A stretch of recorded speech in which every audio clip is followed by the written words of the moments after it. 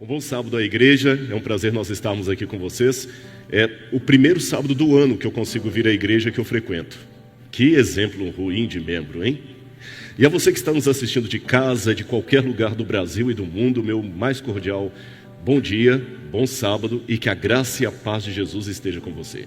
E você ainda tem alguns minutinhos, enquanto a gente faz a introdução aqui, para correr, mandar uma mensagem para o seu amigo aí. Olha, assista lá o culto na igreja do NASP, Campos Engenheiro Coelho. Vamos estudar juntos a palavra de Deus. Vamos estudar a pessoa de Jesus no livro do Gênesis.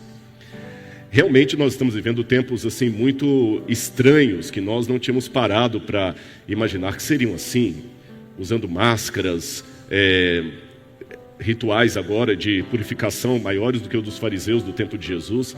Mas acima de tudo, devemos ter sempre a sensibilidade de estudar os sinais dos tempos. E é por isso que nós temos sempre o culto de adoração a Deus, não apenas para adorar ao Senhor, mas também para estudar a sua palavra, para confraternizar com os irmãos e assim fazer o nosso ensaio permanente para o grande dia da volta de Jesus. Muito bem, meus irmãos, vamos então hoje mostrar aqui para você na tela o nosso assunto de hoje. Nós vamos falar sobre descobrindo Cristo no Gênesis. Esse é o nosso assunto de hoje. E o que nós queremos dizer com esse assunto, descobrindo Cristo no Gênesis? Esta imagem que você está vendo aí é uma imagem real do episódio que eu vou mostrar para você. Pode colocar a imagem. Esse é o falecido Dr. Ravi Zacarias, um dos maiores apologetas cristãos que nós conhecemos, e do lado está um jovem ateu que o abordou numa palestra. Agora eu vou contar essa história para você. O Dr. Ravi Zacarias estava dando uma palestra numa universidade, e ali havia vários acadêmicos, estudantes e muitos hostis à ideia de cristianismo, de Bíblia, de teologia. E no momento de perguntas e respostas, um rapaz veio até o microfone, pegou o microfone e falou assim: olha, doutor Ravi Zacarias, eu sou cientista, para começo de conversa, e como cientista nós já sabemos que a ciência já provou que o mundo vem por uma evolução das espécies, a ciência já provou que não precisamos de Deus para a criação, a ciência já provou que nós temos as respostas para todos os dilemas existenciais humanos, a ciência já provou que a Bíblia não tem fundamento. Partindo disso, então, eu tenho a minha pergunta para fazer para o senhor. Como é que você reagiria quando alguém já vem com tal tal situação assim, tão empáfia, como dizem? Como você responderia? Antes de dar a resposta de Ravi Zacarias, eu não posso esquecer de dar um cumprimento todo especial aqui. E eu peço licença a você para poder abrir esse parênteses. Primeiro eu quero louvar a Deus por pertencer a uma universidade, um centro universitário, que além de procurar a excelência do ensino, também procura preparar os jovens para o reino dos céus. Não somos uma instituição proselitista, não. Muitos estudam aqui e entram não adventistas e saem não adventistas. Alguns entram ateus e saem não ateus. Mas na sala de aula temos a oportunidade também de dizer aquilo em que acreditamos. E o que nós acreditamos é mais do que simplesmente uma opinião, é algo que tem a ver com a vida eterna. E todo professor do NASP ou de qualquer escola confessional deve entender que a vida eterna para muitos alunos pode começar numa sala de aula. Quem sabe na sua sala de aula. E é por isso que eu louvo a Deus pelo batismo aqui do Oliver. Eu pude cumprimentar a mãe dele ali, a alegria estampada nos olhos dela. E mesmo que eu não tive oportunidade de ser professor do Oliver, mas eu cumprimento aqui e quero mandar um abraço todo especial, porque eu sei que o senhor Adir, que é o avô do Oliver, está nos assistindo nesse momento. E eu gostaria de pedir ao senhor que, nas suas orações, coloque também todo o corpo de professores aqui, para que nós possamos testemunhar de Jesus para outros Olivers que estão entre nós, tá bem? Cumprimento feito, parênteses fechado, é hora agora de eu voltar para o episódio de Ravi Zacarias. Eu imagino que esse cientista que abordou Ravi Zacarias estaria abominando numa instituição acadêmica como a nossa falarmos de criacionismo, de Bíblia e ainda festejarmos o batismo de um aluno do curso de Direito. Mas eu acho interessante, em primeiro lugar, que a provocação daquele jovem cientista, ela comete algumas falácias. A primeira delas é a falácia da totalidade. Nós cientistas já descobrimos, a ciência já descobriu. Deixe-me colocar alguma coisa para você aqui como introdução antes de eu entrar no texto bíblico. Ciência enquanto autoridade não existe. enquanto entidade autoritativa, não existe. O que existem são homens e mulheres que trabalham com método científico e eles divergem entre si. Eu vou explicar para você melhor o que isso quer dizer. Por exemplo, eu não posso dizer que a pedagogia diz que, porque se eu falar a pedagogia diz que, há alguns pedagogos que são da linha de Montessori, outros pedagogos que são da linha de Paulo Freire, outros pedagogos que são da linha A, B, C, de Piaget, e às vezes eles discordam. Um pedagogo acha que o método de ensino mais eficaz é o X, enquanto o outro acha que é o Y. Mesmo no desenvolvimento das crianças, os pedagogos divergem. Então o que você pode dizer para ser fiel é: alguns pedagogos afirmam isto, e não a pedagogia afirma. Quando eu digo, por exemplo, a Igreja Católica é contra o aborto em todas as suas formas, esta é uma afirmação correta, ainda que você discorde dela. Por que ela é correta? Porque a Igreja Católica é uma instituição juridicamente constituída, com um quartel-general chamado Vaticano e um chefe da Igreja chamado Papa, que emite documentos oficiais que valem para toda a Igreja Católica em redor do mundo. Mesmo que haja católicos que discordem daquilo, a opinião oficial da Igreja existe. Agora, qual é o quartel-general da ciência? Qual é o Vaticano da ciência? Quem é o chefe mundial da ciência que pode emitir um documento em nome dela que todos são obrigados a consignar?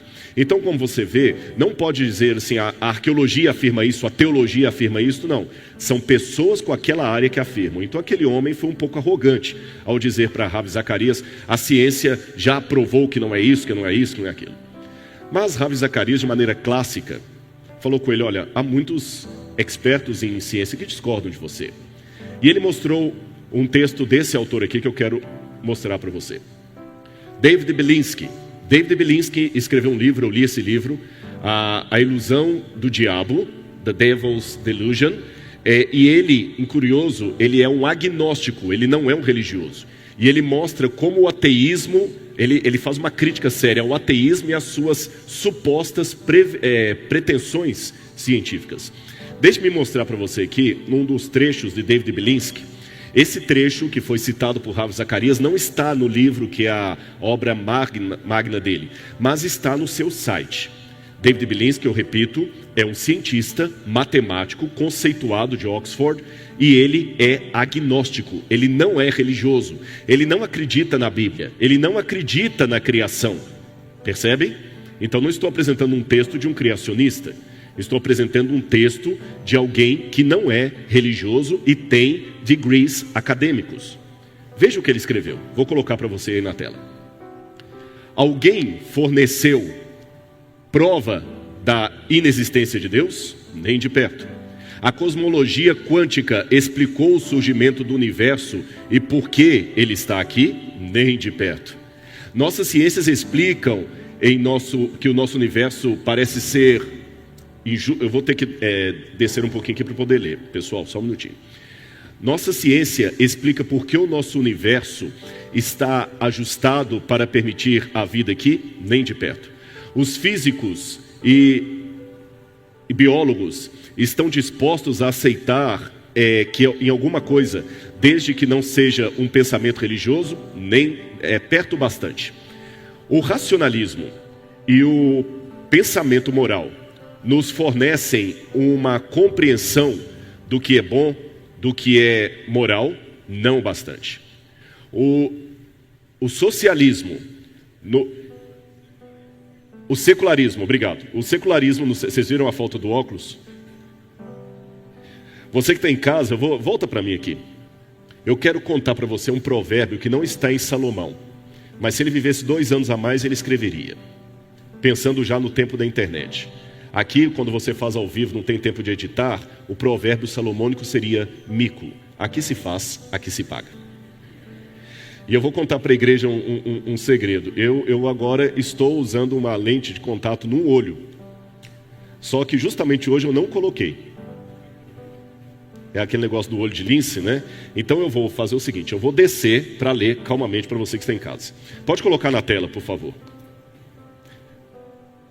Pode colocar na tela.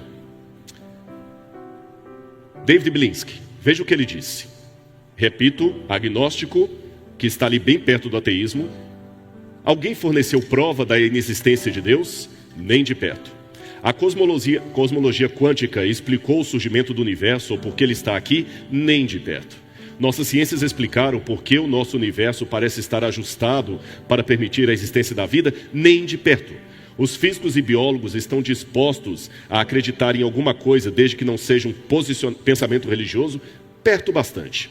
O racionalismo e o pensamento moral nos forneceram uma compreensão do que é bom, do que é certo, do que é moral? Não bastante.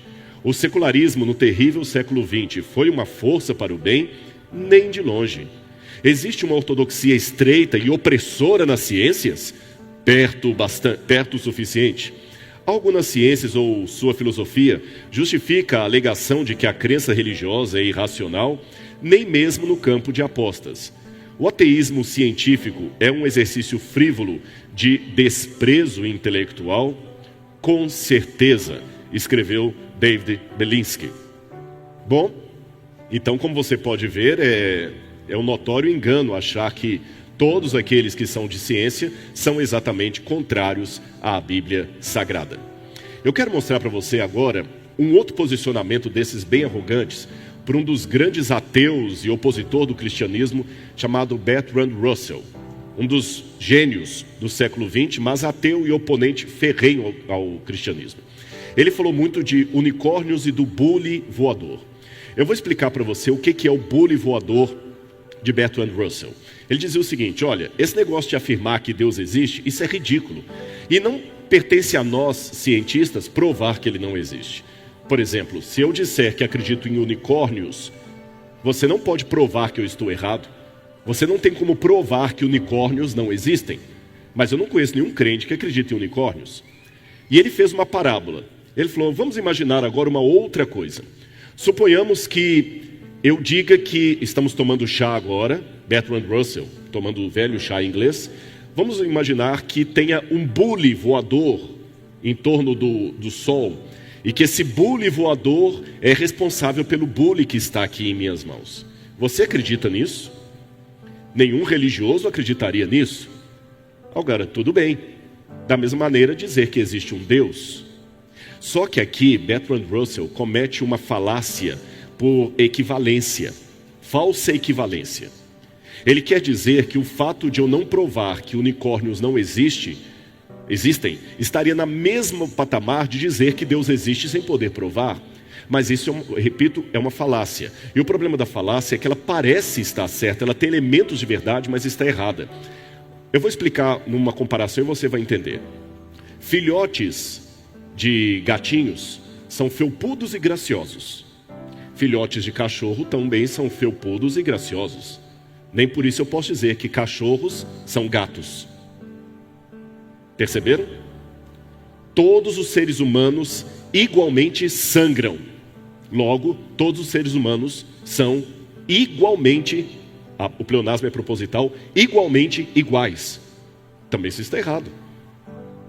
Há pessoas que são diferentes umas das outras, embora sejam todos seres humanos.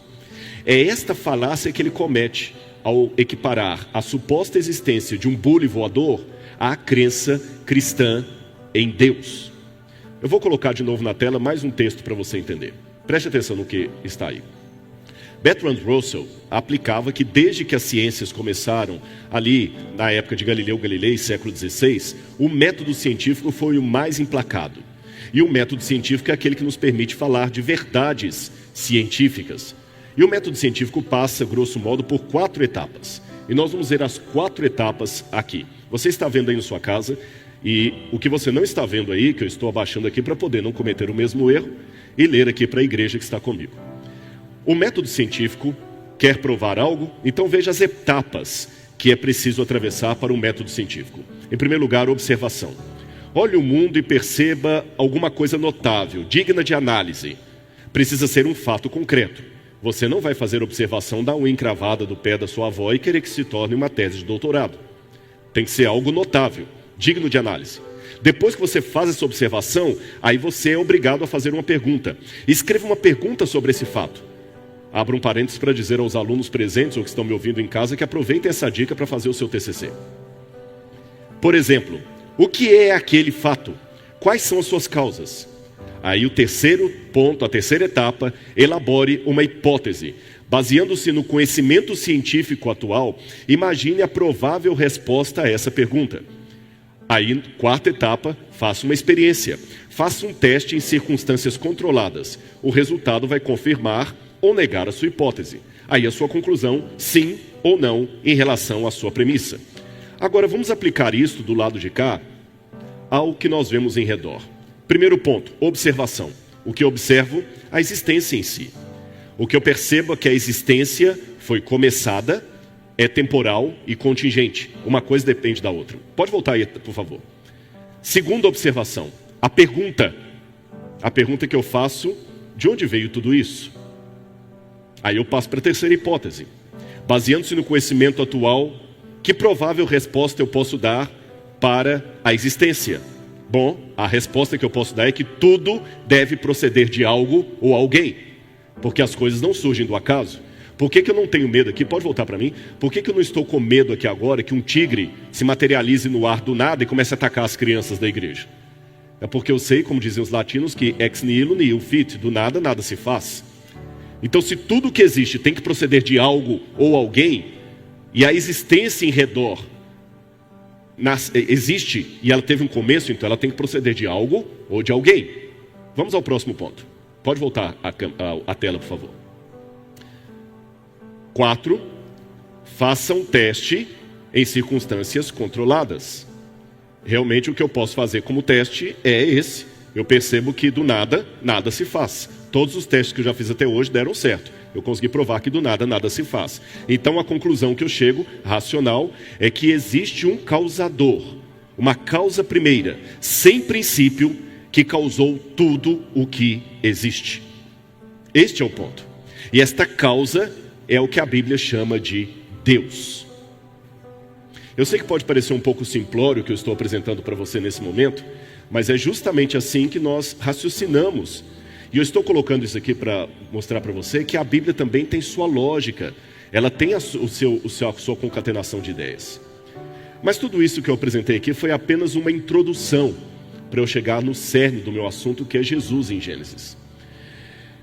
Eu sei que os ateus vão dizer que nós trabalhamos muito com o Deus das lacunas, mas perceba o que a Bíblia me sugere a trabalhar. 1 Coríntios capítulo 1, versículos 22 e 24. E se você está com sua Bíblia em casa, abra comigo a sua Bíblia, embora vá aparecer também ali na tela, mas eu gostaria de convidar você a ler comigo a sua Bíblia. 1 Coríntios capítulo 1, versículos 22 e 24. Eu vou ler na minha Bíblia, espero que você acompanhe com a sua, mas pode colocar na tela também. 1, 22 a 24. Assim diz a palavra de Deus: como eu devo pregar para os céticos, como aquele jovem que abordou o Ravi Zacarias? Porque os judeus pedem sinais e os gregos buscam sabedoria. Mas nós pregamos o Cristo crucificado, escândalo para os judeus e loucura para os gentios. Mas para os que foram chamados, tanto judeus como gregos, Cristo é o poder de Deus e a sabedoria de Deus.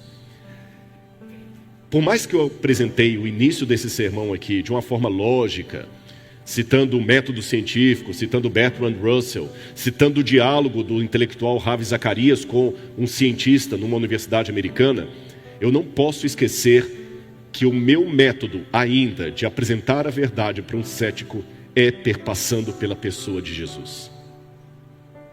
Eu apenas introduzi de maneira mais intelectual ou até secularizada, porque o tema, a temática, o momento, nós estamos numa semana sobre o criacionismo, a temática, o ambiente pede essa introdução. Mas essa introdução não pode fazer com que eu perca o cenário mais importante, que Cristo ainda é o melhor argumento, o melhor método, o melhor exemplo que eu posso usar para pregar para um ateu, para um agnóstico, para um cético, para qualquer pessoa, quer tenha ou perca a sua fé. Eu quero citar mais um pensamento da autora Ellen White, que me impressiona muito nesse sentido, e é por isso que eu sigo apresentando Jesus. Veja o que ela nos sugeriu. Discursos teóricos são essenciais para que as pessoas possam ver a cadeia de verdades, elo após elo, unindo-se em um todo perfeito. Mas nenhum discurso deve ser pregado sem apresentar Cristo e Ele crucificado como o fundamento do Evangelho. Ellen White aqui fez uma releitura da proposta de Paulo, muito oportuna para mim. Por isso que eu comecei esse sermão apresentando primeiro uma concatenação de ideias, lógica, mas eu não posso esquecer de apresentar a Cristo crucificado. Mesmo que pareça um escândalo para os judeus, uma loucura para os gregos, é esse Cristo que eu quero apresentar para você nesta manhã. Então você que está me assistindo em qualquer lugar do Brasil, do mundo, mesmo que você não estiver assistindo esse sermão ao vivo, mas numa gravação, deixe falar algo ao seu coração. Olha para mim aqui agora. Fique comigo até o final. Deixe-me testemunhar de Cristo para você. Já que a ciência trabalha com resultados laboratoriais, agora no momento em que eu prego isto, vários cientistas estão procurando uma vacina para o Covid. O que eles estão fazendo? Método científico. Estão colocando elementos no laboratório para ver como que o vírus reage a tal substância, fazendo todo o protocolo, porque ciência trabalha com resultados, correto? E o que é a conversão, senão um resultado maravilhoso de transformação de uma vida? Então, por favor, fique comigo até o final. Deixe-me falar de Jesus para você. E para isso, eu queria mencionar aqui uma leitura cristocêntrica da Bíblia a partir do livro do Gênesis. Agora, você sabe que toda a Bíblia é uma preparação para a vinda do Cristo. Os judeus têm uma forma de estudar a Bíblia, os judeus antigos, chamado Midrash. Midrash significa uma releitura de toda a Tanakh, da Torá, da Bíblia Sagrada, das Escrituras, a partir da ótica do Messias que eles estavam esperando. Então o que eu quero propor para você aqui é pregar de ciência, de criação, mas fazendo essa ótica, através do Cristo. Onde estaria Jesus no livro do Gênesis? Você está vendo aí a imagem na sua casa, pode colocar, o Gênesis. O que ele me diria sobre Jesus? Como eu posso encontrar Jesus ali? Apenas uma advertência. Você está vendo aí uma imagem do que eu não estou pretendendo defender nessa manhã. Eu sei que há alguns sites de pessoas tentando achar supostas verdades criptografadas nas letras do Gênesis. Eu já vi muita gente falando disso aí. Por exemplo, quando diz em Gênesis, Bereshit bara Elohim et, essa palavra et, que não tem tradução em português, é a letra Aleph e a letra Tav, a primeira e a última letra do alfabeto hebraico. Então alguns falam, estão vendo ali, já está falando que Cristo é o alfa e o ômega, a primeira e a última letra, o princípio e o fim, ou que no início ali estaria a casa do Filho de Deus, etc. Não, pode voltar para mim. Eu não estou endossando esse tipo de leitura. Eu acho que a Bíblia, a palavra de Deus, ela tem uma mensagem profunda que nós temos que descobrir, mas não essa criptografia que alguns estão fazendo aí, de ficar contando letras, a cada tantas letras aparece isso. Não, eu não vou por aí. A minha proposta de encontrar Cristo no Gênesis vai num sentido bem diferente desses sites que você está vendo aí, que estão agora pegando letra por letra e querendo obrigar que cada uma delas fale sobre Jesus. Mas se eu não quero cair nesses sites que estão por aí tentando descobrir códigos na Bíblia, como que eu quero então apresentar Jesus no livro do Gênesis? Vamos ler Gênesis capítulo 1, versículo 1. Gênesis capítulo 1, versículo 1. Na verdade, se eu fosse perguntar para você onde está Jesus no Gênesis, muitos diriam em casa, Rodrigo, não preciso nem do seu sermão para isso, eu vejo Jesus no Gênesis em vários lugares ali. Quando Jacó lutou com um anjo, ele lutou com Deus, ele lutou com Jesus. Quando Abraão recebeu 3 forasteiros, 2 anjos e um terceiro, era Jesus que estava ali. Eu também vejo Jesus na promessa que Deus deu à mulher. Jesus está no Gênesis de todos os lados, mas eu quero resumir um pouquinho. Onde estaria Jesus no primeiro capítulo do Gênesis? Ora, quando fala que Deus criou os céus e a terra, é Jesus criando. Mas onde estaria Jesus aqui no primeiro versículo? A Bíblia diz: no princípio criou Deus os céus e a terra. Onde estaria Jesus aqui?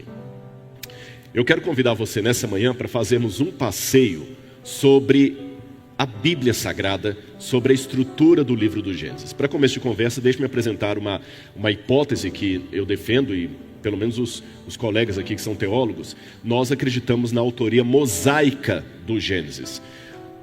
Eu sei que há outras interpretações, mas pelo menos aquela que eu adoto, acredita que o Gênesis foi escrito por Moisés no 15º século antes de Cristo, ou antes da Era Comum, como alguns preferem dizer. Moisés escreveu o Gênesis há mais ou menos 1450 anos antes de Cristo. Em outras palavras, eu tenho pelo menos 3.450 anos que esse livro foi escrito. Mas raciocine comigo um pouco, mesmo você que acredita que Moisés escreveu o Gênesis. Como você acha que Moisés escreveu o Gênesis? Aproveitando que eu estou com uma igreja aqui parcialmente cheia, porque pelo protocolo de segurança não podemos encher a igreja, eu pergunto aos irmãos que estão presentes aqui e a você que está em casa: você já parou para pensar como Moisés escreveu o Gênesis? Como foi o original? Os alunos de teologia que estudam hebraico e decoram lá Bereshit bara Elohim, será que Moisés escreveu naquele hebraico que você lê na Bíblia em hebraico? Eu vou mostrar para você uma coisa interessante. Olha aí a imagem que eu vou apresentar. Ali você tem uma figura do que poderia ser uma versão artística de Moisés. E do lado eu tenho as duas formas de escrita que estavam vigentes em seu tempo, em toda a sabedoria que ele foi criado. Moisés foi criado no Egito e evidentemente escrevia e falava em egípcio muito bem com a escrita hieroglífica, aquela escrita dos desenhos. A Mesopotâmia, por sua vez, tinha a escrita cuneiforme. Tanto a escrita egípcia quanto a escrita cuneiforme da Mesopotâmia, o sumério, eram línguas silábicas. São sons de sílabas. São escritas muito complicadas para escrever, mas olha como Deus trabalha. Moisés, quando estava no Egito, ele sabia que era o escolhido de Deus para tirar o povo de Israel do Egito. E o livro de Atos dos Apóstolos diz que ele foi treinado em toda a ciência e toda a sabedoria do Egito antigo. Então Moisés entendia de matemática, ele entendia de astronomia, as pirâmides que já tinham sido construídas há séculos antes de Moisés nascer, tinham cálculos que Moisés certamente sabia fazer. E ele talvez se expressaria muito bem na língua dos egípcios. E com toda esta segurança de conteúdo, de cultura, de sabedoria, de PhD, Moisés pensou que ele mesmo poderia liderar o povo numa revolta, e um belo dia ele matou um soldado egípcio. E Deus olhou lá de cima e falou assim: Moisés, não é por aí.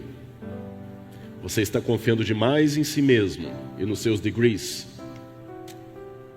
Deus não queria que Moisés matasse aquele homem, mas Deus, como um bom especialista em reciclagem, consegue tirar bênçãos daquilo que ele não desejou.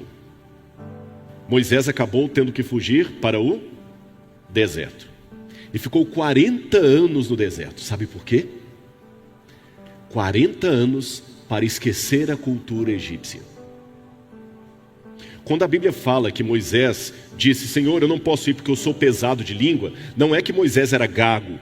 Há pessoas que pensam que Moisés era gago. Uma vez eu vi um colega contando uma piadinha lá em Israel, que ele falou assim: puxa vida, eu sou israelense, mas eu admito, a terra da promessa ela é tão desértica, tão feia, vocês no Brasil têm coisa tão mais linda. Aí alguém deu uma explicação, porque quem vai para Israel no primeiro momento se decepciona. Terra da promessa, mas só deserto, Negev, 63% deserto. Aí alguém contou que Moisés era gago. E por ser gago, Deus o orientou que a terra da promessa era o Canadá. Mas quando ele começou a falar: nós vamos para KKKKKKK, alguém perdeu o passado, escreve Canaã. Mas na verdade não era gagueira o problema de Moisés. O pesado de língua é que ele tinha perdido a fluência no egípcio. E olha como Deus é sábio. Ao fazer Moisés perder fluência no egípcio, Moisés acabou tendo que usar outro tipo de língua, de escrita, para escrever o Gênesis. Ele tinha que usar uma escrita mais rudimentar, mais simples. E que escrita seria essa que Moisés usaria? Eu vou colocar e você vai ver. Olha a escrita que Moisés teria que usar. Essa linguagem que vocês estão vendo aí é a linguagem dos mineiros, não os que nasceram em Minas Gerais. Em cima você tem a linguagem egípcia. Estão vendo como é que ela é mais bem desenhada? Embaixo você tem a linguagem que os mineiros usavam na península do Sinai, que trabalhavam em minas de cobre do Sinai. Olha como parece até garrancho de criança que ainda está aprendendo a escrever. Ali você tem 4 fotografias dessa escrita, como foi encontrada em algumas pedras. Essa escrita rudimentar de pessoas simplórias era chamada de escrita alfabética, porque ela substituía as sílabas por letras. Aí você era uma forma de traduzir em linguagem alfabética aquela língua complicada dos egípcios. Em Canaã também teve uma língua dessa. Ela é chamada de proto-sinaítica e proto-cananita. Provavelmente dessa língua que os fenícios depois inventaram o alfabeto que nós usamos até hoje. Agora veja que fantástico isso que eu quero mostrar para você. Olha como é que ela foi desenvolvendo. Os egípcios, por exemplo, quando queriam usar um determinativo de um boi, desenhavam um boi. Mas olha como os trabalhadores das minas do Sinai, gente simples, rude, com quem Moisés convivia, não tinham condição de desenhar tão bem aquele boi dos egípcios, e eles queriam fazer uma língua para eles. Continue com a tela aí para você entender. Você sabe o que é onomatopeia? Onomatopeia é quando você imita o som de um animal. Volta para mim aqui. Por exemplo, você sabe que até onomatopeia varia de país para país. A gente fala no Brasil que cachorro late, a gente faz como? Uau, uau, uau, uau, uau, uau. Cachorro americano não late assim. É vuf, vuf, vuf. Já viu historinha de criança que eles desenham? É assim, por exemplo, risada. Como é que a gente faz você está escrevendo um WhatsApp para a pessoa lá. Como é que você faz a onomatopeia de uma risada? Em português. KKKKKK. Ou então RS, RS, RS. Não é assim? Ou então au, au, au, né? Assim que nós imaginamos a risada. KKKKK. Sabe como é que eles imaginavam a risada em hebraico? Tsak, tsak, tsak, tsak, tsak, tsak. Para a gente KKKK. Para ele é tsak, tsak, tsak, tsak. Agora, da palavra tsak, vinha a palavra itzak. Itzak significa risada. Aí um belo dia, uma mulher incrédula das promessas de Deus, que falou que ela ia dar à luz, mesmo sendo idosa, ela riu. O nome dela era Sara. Por causa disso, Deus falou, o nome da criança será Itzak, significa risadinha. Perceberam? Agora, a gente aqui no Brasil, quando vai falar do som do boi, a gente fala assim, bu, bu ou mu. Só que se você for olhar a rigor, eu nunca vi uma vaca ou um boi fazendo assim, bu. As pessoas do Antigo Oriente Próximo imaginavam diferente. O som do boi não é mu, nem bu, é o. E essa letra o, bem gutural, eles usaram esse som gutural para fazer a primeira letra. Volta a imagem. Aí o que os egípcios desenhavam como um boizinho, o proto-sinaítico desenhou como um boi, para significar a letra O, que não é bem o nosso A, mas é um mais gutural, O. Aí, os fenícios pegaram esse boizinho, que significava um A, e continuaram desenhando o boizinho, só que um pouco mais para o lado e os chifrinhos parecendo, estão vendo? Simplificaram o desenho do boi, percebem? Aí vieram os gregos e fizeram o mesmo desenho dos fenícios, só que agora em pé, de ponta cabeça. E depois fizeram de maneira cursiva, virou a letra alfa. E aí os latinos vieram e transformaram essa letra no que a gente chama de A. Olha a evolução da letra. E é interessante até que essa letra, eles deram o nome de Aleph.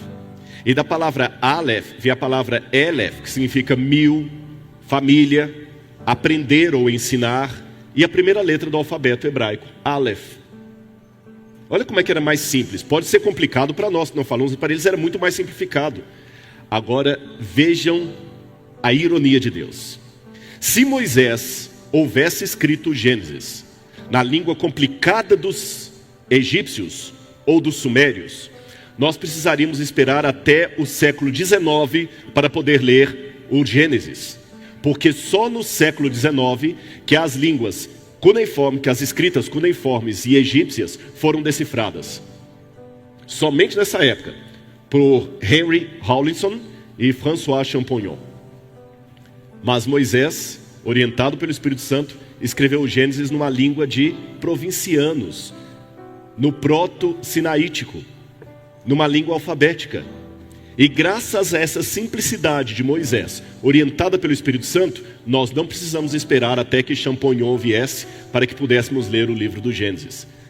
Nós podemos ler o livro do Gênesis porque a língua alfabética nunca deixou de ser usada. Vocês estão percebendo como é que o Espírito Santo trabalha de maneira maravilhosa? Mas vamos continuar ainda aqui. Olha que interessante isso para os professores. Uma das práticas que havia no antigo Israel é que, para incentivar as crianças a aprender essas letras do alfabeto, eles faziam bolos com o formato da letra e mandavam a criança falar. Quando ela acertava, ela tinha o direito de dar uma mordida no bolo. Então, numa época em que a comida tinha um valor significativo para a criança, ele errava, não podia comer o bolo. Mas se ele acertasse, ele podia dar uma mordida na letra. Aí você vê, coloca aí na tela por favor, porque que várias vezes na Bíblia, em várias passagens, você tem a expressão de Deus mandando o profeta comer do livro sagrado. Tomei a tua palavra e a comi, ela me parecia mel na boca, porque esses bolos geralmente eram adoçados com mel. Mais outra coisinha que eu queria ensinar para vocês da língua antiga. Aquele número 1 ali é como os egípcios usavam para escrever a palavra casa, você lê per em egípcio. O número 2 é como o proto-sinaítico começou a usar o mesmo símbolo de maneira mais simples. E ele chamava de beit, porque beit é casa em hebraico. Só que eles não moravam em casas quadradas, eles moravam em tendas. Então, número 3, o beit passou a ter o formato de uma tenda. Estão vendo ali? O triângulozinho. Depois ele acabou se transformando até virar a nossa letra B. Agora, essa mesma letra beit é também a preposição de estar em. Volta para mim que eu vou explicar para você. A maior parte do dia ele passava na tenda. A tenda era o seu abrigo. Era na tenda que ele recebia os amigos. Era na tenda que ele dormia. Era a tenda que o protegia do vento, do sol quente. Então o melhor lugar para estar é na tenda. Sendo assim, a palavra beit, que virou a letra beit, significa para ele estar em, uma preposição. Aí em hebraico eles transformaram isso numa preposição. Outra letra, a letra resh. Eles escreviam no início como se fosse uma cabeça. Porque resh lembra rosh, que é cabeça. Depois foi transformando até virar na forma como se escreve no hebraico de hoje. Agora os egípcios, quando iam falar da criação, eles começaram, pelo menos uma das versões, com a seguinte expressão que está em egípcio ali, para vocês. Zep, tep, je. Mesmo que você não saiba ler egípcio, veja que ao escrever zep, chep, você tem uma cabeça desenhada, significando a primeira ocasião, os tempos primordiais. Moisés certamente conhecia essa influência egípcia. Ele estava acostumado a falar assim. Deixe-me dizer para você como é que o Espírito Santo inspirou a Bíblia Sagrada. A Bíblia é Deus falando com sotaque humano. Então Deus falou com Moisés de uma forma que ele pudesse compreender, partindo do conhecido para o desconhecido. Agora veja como ele escreveu o Gênesis. No princípio criou Deus os céus e a terra. Aquela primeira letrinha que está marcada de vermelho ali é a letra beit, que eu falei que significa casa, ou a preposição. E é interessante uma coisa, irmãos. Na atual edição do Aurélio, é dito que existem 140 mil palavras em português. O Priberan ainda coloca outras variantes. Numa outra edição do dicionário Sais, diz que há 190 mil palavras. Alguns falam mais de 228 mil palavras, pelo menos na introdução. Volta para mim, o português, com suas 150, 190 mil palavras, é uma língua rica, é ou não é? É muito rico o português. Imagine, nós temos no dicionário, alguns colocam 190 mil palavras à sua disposição para compor todas as frases. Agora, mesmo sendo uma língua tão rica, às vezes uma palavra tem vários significados. Concordam comigo? Por exemplo, olha aí. O que significa a palavra pena? Pena pode significar pena de pássaro, pena de inscrever, pena de pênalti, penalidade máxima. Pode significar sobrenome, Afonso Pena. Pode significar dó, que pena de você. Pode significar cadeia, ele cumpriu pena lá em Bangu 1. Pode significar um personagem da Disney, o Peninha. Pode significar os livros de Ellen White, a pena inspirada. Pode significar dó. Pode significar até um cano d'água, pena d'água. Volta para mim. Se o português, que é uma língua tão rica, uma palavra pode ter tanto significado, imagine como seria no hebraico de Moisés. Só para você ter uma noção, vou colocar aí na tela. O hebraico bíblico teria algo em torno de 8.100 palavras. O português tem 190 mil palavras. O hebraico bíblico tem apenas 8.100 palavras. Se no português, com 190 mil palavras, um termo pode ter tantos significados, imagine em hebraico.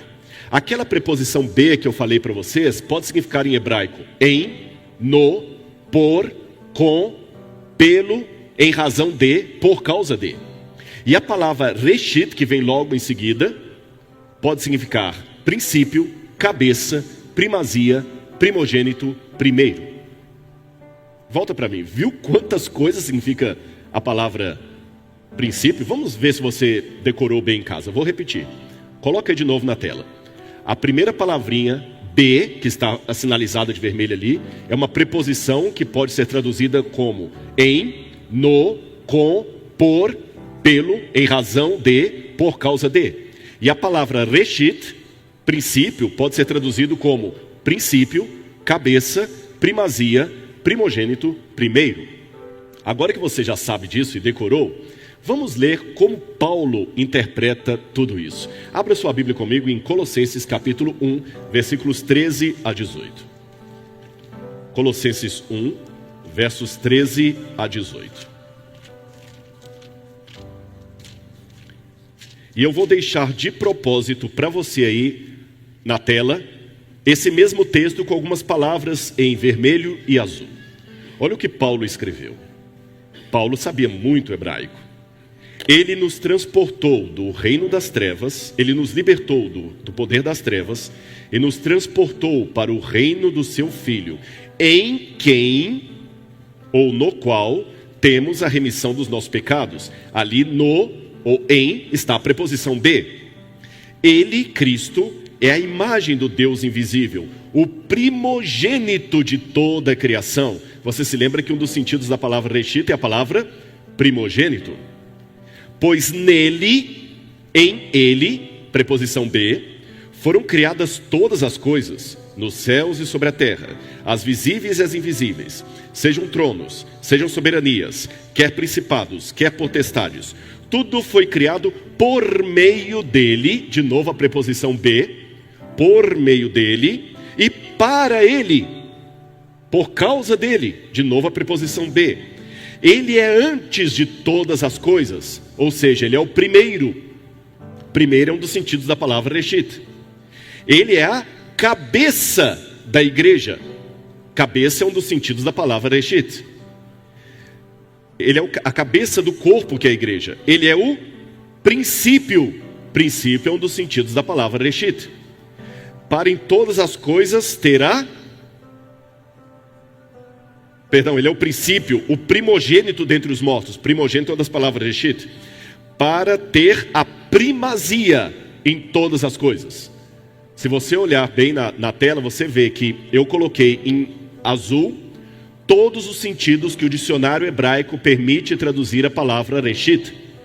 Reshit significa primogênito, significa cabeça, significa antes de tudo, significa princípio, significa primazia.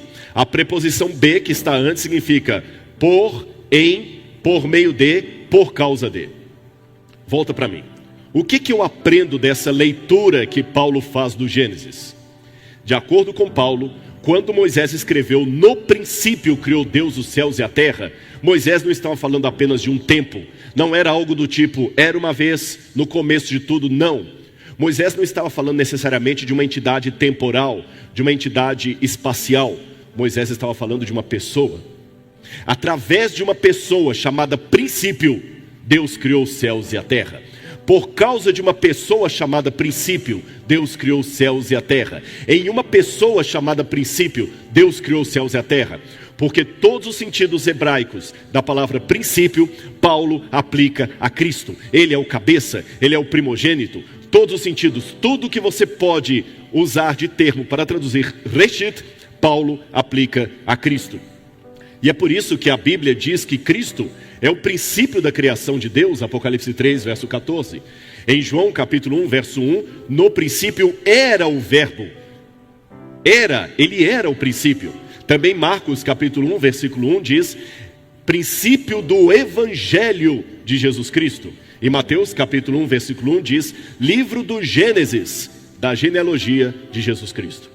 O que eu aprendo com isso? Todos os autores do Novo Testamento liam o Antigo sob a ótica de Cristo, ou através dos óculos de Jesus Cristo. Esta é a leitura cristocêntrica. Agora, eu acho interessante o que disse um grande autor, que é um dos mais renomados especialistas na área de cosmologia, Sir James Jeans. Ele falou, quanto mais a ciência estuda o universo, nosso universo mais se parece com um religioso, ele se parece mais com um pensamento do que com um relógio. E uma das traduções para a palavra pensamento é a palavra logos. E Cristo é o logos, o pensamento de Deus. Você que está em casa, percebeu a leitura paulina de Gênesis 1, verso 1? É uma leitura pessoal. E o que isso significa? Quando Paulo lia o Gênesis, ele não lia apenas como um relato das origens. Ele lia como a história de alguém que ele conhecia pessoalmente, que apareceu para ele no caminho de Damasco, que o chamou. É assim que nós temos que ler a Bíblia. Todo aquele que se diz criacionista não pode ficar lendo a Bíblia apenas sob a ótica da ciência, da lógica, embora ela tenha o seu lugar, a concatenação de ideias, eu disse isso no início, mas eu tenho que ler através de Jesus, uma leitura cristocêntrica da Bíblia, através de alguém chamado Reshit.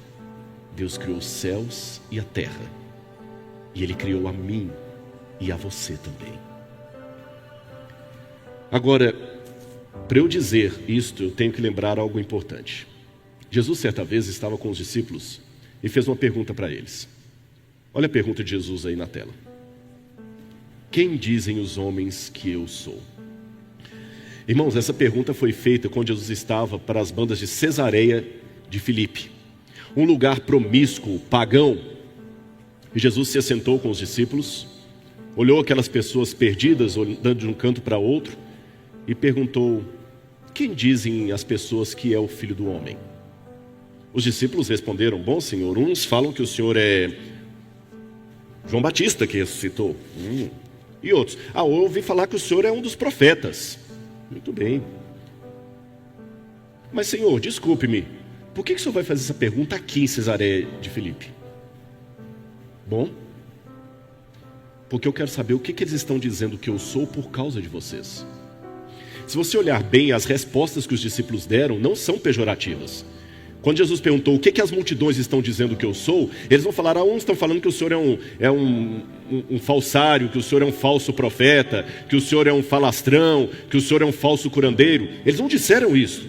Eles disseram coisas bonitas sobre Jesus, foi ou não foi? O Senhor é um profeta. Dizem que o Senhor é até João Batista que ressuscitou. É mesmo? Mas será que sou isso? Será que isto que eu sou? Em outras palavras, meus irmãos, para não ficar apenas no ponto de vista da curiosidade, eu tenho que fazer uma pergunta para você. Quando eu propus a você fazer uma leitura cristocêntrica da Bíblia, ela me invoca algumas reflexões que eu gostaria de compartilhar com você nessa manhã. Primeiro delas, não basta ser cristocêntrico. Eu tenho que saber que Cristo eu estou colocando no centro. Há muitas pessoas que querem pregar hoje um evangelho barato. É um evangelho que não tem rejeição, que só fala de amor, aceitação. Um evangelho manco, que se resume a falar coisas bonitas sobre Jesus. Mas qualquer evangelho pregado pela metade é uma heresia. E hoje nós estamos muito tendentes a pregar um cordeiro que não fique irado e pecadores que não são mais pecadores. Cada vez que passa, as pessoas estão transformando os pecadores em menos pecadores e um Deus irado em um Deus que menos se ira. Jesus é amor, Jesus é aceitação, mas Jesus também é compromisso. Jesus pede para guardar os mandamentos dele. Jesus diz que vomita os mornos. Jesus nos convida a comprar colírio para que vejamos. Jesus também tem uma mensagem severa para Laodiceia. Não basta colocar Cristo no meio sem saber qual é o Cristo que eu estou colocando na minha mensagem. Um Cristo água com açúcar ou um Cristo completo das Escrituras, que ama a mulher pecadora, mas que também diz para ela: vá e não peques mais. Um Cristo que diz: eu sou o bom pastor, mas que também toma um chicote e repreende os que estavam fazendo coisas erradas na casa de Deus. Um Cristo que está mais interessado em salvar você do que uma mãe de tirar um filho de uma casa pegando fogo, mas que também trará o juízo e o fogo para aqueles que rejeitarem a sua graça. No princípio criou Deus os céus e a terra.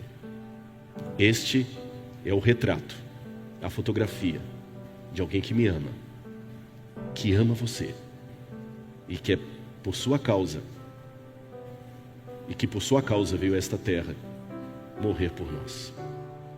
Através desse princípio, desse reshit, eu quero ter a minha vida, porque como a música que vamos ouvir agora, em Cristo, em Deus, você pode confiar.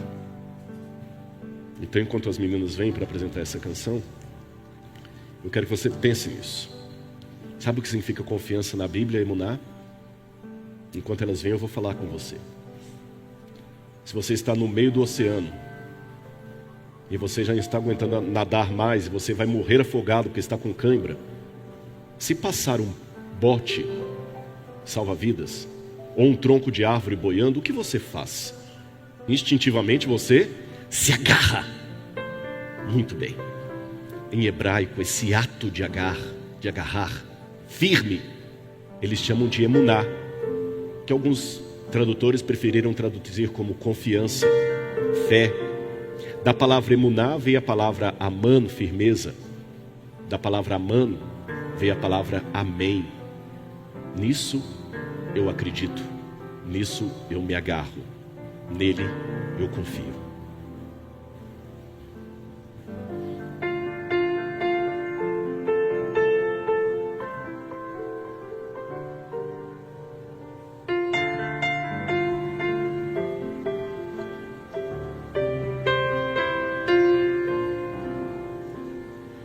Tua presença transforma, ilumina e me faz cantar. Perto de ti os meus medos se vão, posso continuar.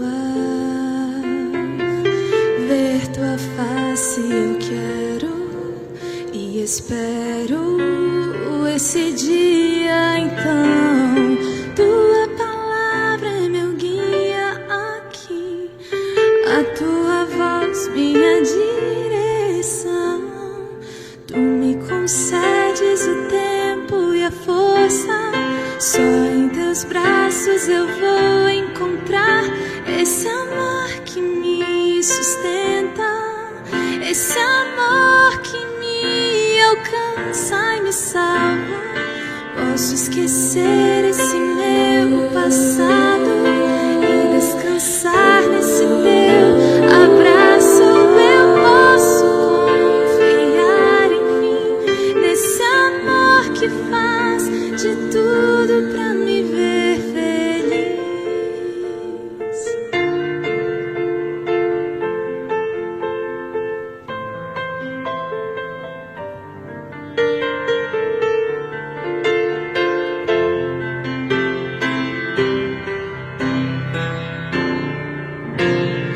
Tua presença transforma, ilumina e me faz cantar. Perto de ti os meus medos se vão, posso continuar. Ver tua face eu quero e espero esse dia então. Tua palavra é meu guia aqui, a tua voz minha direção. Tu me concedes o tempo e a força, só em teus braços eu vou encontrar esse amor que me sustenta, esse amor que me alcança e me salva. Posso esquecer esse meu passado e descansar nesse teu abraço. Eu posso confiar, enfim, nesse amor que faz de tudo pra me ver feliz.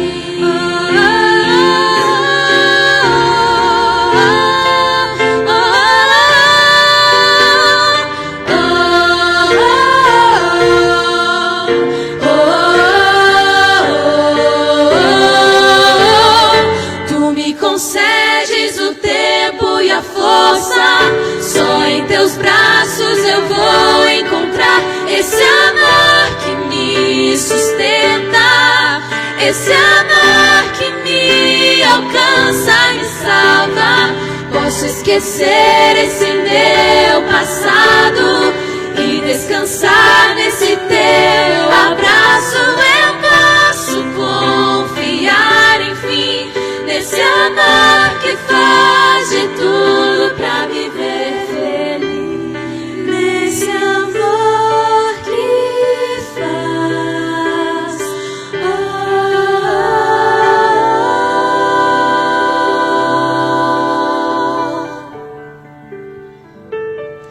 me faz feliz.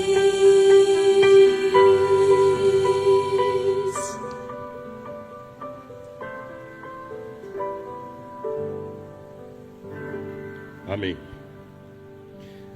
Deus me sustenta e nesse amor me faz feliz. E o que eu quero orar agora por você que está comigo é para que Deus possa fazer você feliz.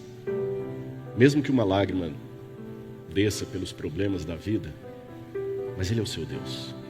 Ah, alguém não gosta de você? Que pena que ele não tem bom gosto. Porque no princípio criou Deus os céus e a terra, e você viu hoje.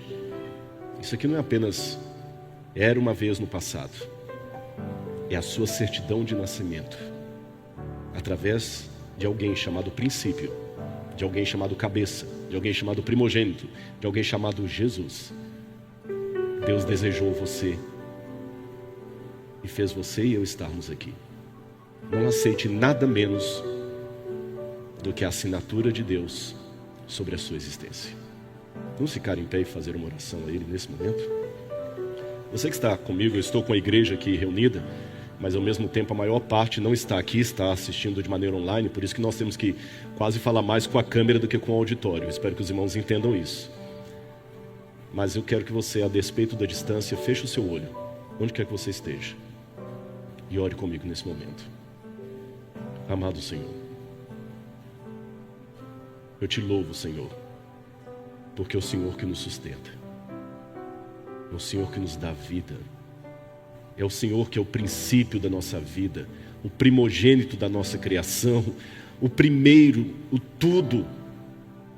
Obrigado, Senhor, por esse amor, porque aquele mesmo princípio, aquele mesmo reshit lá do início do Gênesis, falou um dia ao nosso coração que nos ama e repete mais uma vez que nos aceita. nós nos entregamos a Ti, Senhor. E em nome de Jesus eu te suplico, vá aonde a voz do pregador não consegue atingir. Toca com o Teu Santo Espírito, Senhor. Se houver alguém nesse momento que precisa aceitar a Jesus como seu Salvador pessoal, toca, Senhor. Toca. Porque o fim também está no princípio. Se Ele é o princípio, Ele é o fim. Ele é o alfa, Ele é o ômega. Para em todas as coisas ter a primazia, inclusive em nossa vida. Te amamos, Senhor. E agradecemos pela Tua graça, em nome de Jesus. Amém. Que Deus abençoe a todos. Muito obrigado. Aos irmãos que estão aqui na igreja, eu só vou pedir licença para sair bem correndo, que eu tenho que pregar em seguida no auditório para os alunos do internato. Então, se eu não cumprimentar ninguém, é essa a razão. Muito obrigado. Que Deus abençoe os irmãos.